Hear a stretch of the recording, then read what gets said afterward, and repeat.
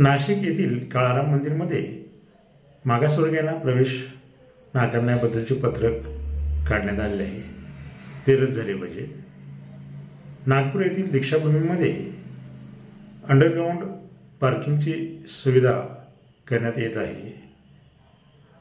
Parking व्यवस्था परिसरात अन्यत्र करावी.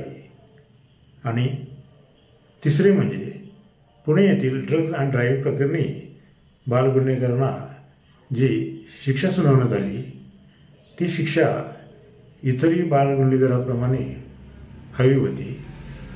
शिक्षेमध्ये तफावत आढळली. अशा प्रकारचे निवेदन ब्लॅक पॅन्थरचे संस्थापक सुभाष देसाई यांनी कोल्हापूर जिल्हा अधिकारी यांना निवेदनातून केले आहे. हे निवेदन निवासी जिल्हा अधिकारी यांनी स्वीकारले. त्या व्यक्तीचं नाव कसं आहे? चव्हाण.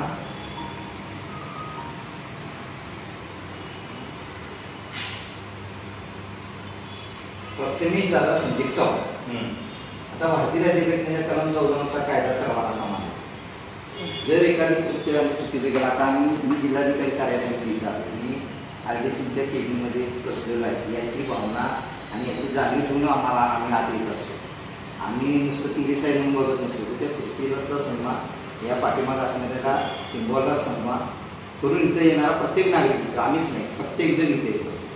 मग भारतीय राज्यघटनेच्या कलम 14 नुसार जर कायदा सर्वांना समान असेल तर त्याच्यावर दंगल घडवण्याचा हेतू, दोन्ही जातीमध्ये दंगल करण्याचा वाईट हेतू, आमचा अवमान करण्याचा हेतू, अशा पद्धतीचे जे गुन्हे आहेत ते त्याच्यावर गुन्हे दाखल होणे गरजेचे होते.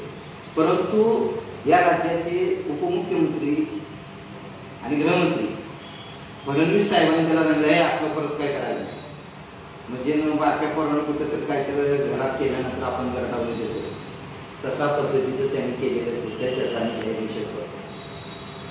हा जो प्रकार झालेला आहे, मी आम्ही लोक बसलो, काही लोकांनी तिथं लगेच त्याच्या प्रतिक्रिया निषेध जरी दिलेल्या असल्या तरी भारतातला डॉक्टर बाबासाहेब आंबेडकरांचा समाज अनुयायी वैचारिक झालेला आहे. त्यांना कळते हा माणूस विनाकारण आम्ही पुन्हा दंगल करावी, आम्ही भांडणं करावी म्हणून आमच्या घरातली दंगल मारतात किंवा आम्हाला डिस्टर्ब करतात. पूर्वी आम्ही लगेच काळ म्हटला सेन्सिटिव्ह होत होतो, पण नाही, आम्ही बऱ्यापैकी विचार करून सेन्सिटिव्ह होतो. आणि तो विचार आमच्याकडे आल्यामुळे बाबासाहेबांनी दिलेली प्रगल्भता, महात्मा ज्योतिराव फुले, शाहू महाराज, राजश्री शाहू महाराज यांचा विचार, सगळ्यात म्हणजे छत्रपती शिवाजी महाराजांचं रेतीच्या भाजीच्या देटाला देखील धक्का लागता कामा नये अशा पद्धतीचं जे स्टेटमेंट होतं त्याच्यानुसार हा महाराष्ट्र चालतो. म्हणून आम्ही त्यांच्या विचाराकडे बघून आम्ही गप्प बसलेलो. याचा अर्थ असा नाही की आम्ही घाबरलेलो आहोत आणि गप्प बसलोय. तर त्या व्यक्तीवर गुन्हा दाखल करून त्या व्यक्तीचं जे मत आहे ते त्याचं नसून त्याच्या पाठीमागचा सूत्रधार कोणतं आहे वेगळा.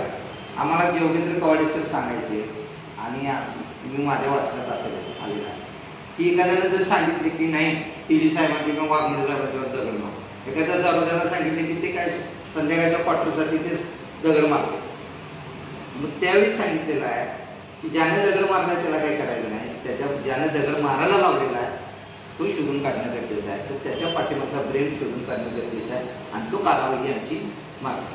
आणि दुसरा शेवटचा मुद्दा साहेब असा आहे की परत एकदा मी म्हणतो की भारतीय राज्यघटनेच्या कलम 14 नुसार कायदा सर्वांना समान. ड्रग अँड ड्राईव्ह पुण्यातली जी घटना आहे त्या पोराला 300 शब्दाचा निबंध पाठवतो. त्यामध्ये अनेक चुकीच्या पद्धतीने काही डॉक्टर सापडले, त्यांनी चुकीच्या पद्धतीने शासकीय यंत्रणेचा गैरवापर केला वगैरे केला, त्यांच्यावर कारवाई झाली.